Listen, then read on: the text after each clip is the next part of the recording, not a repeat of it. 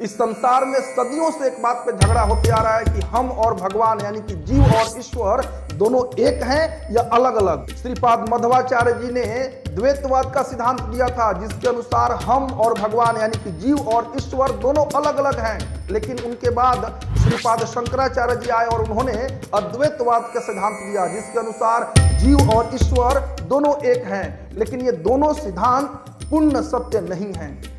इसका समाधान किए स्वयं भगवान श्री कृष्ण चैतन्य महाप्रभु के रूप में आकर के उन्होंने अचिंत्य भेदा भेद का सिद्धांत दिया, जिसके अनुसार हम और ईश्वर यानी कि जीव और ईश्वर दोनों एक भी हैं और अलग अलग भी हैं।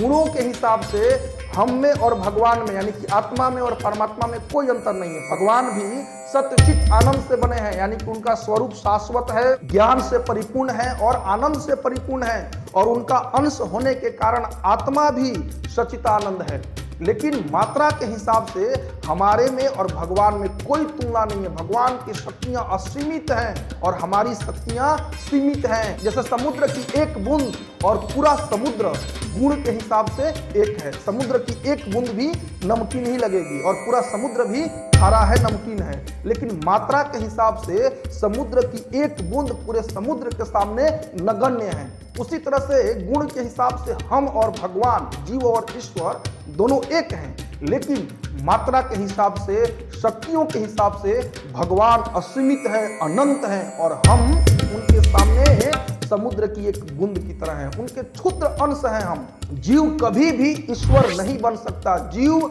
भगवान का महान भक्त बन सकता है, लेकिन भगवान नहीं बन सकता।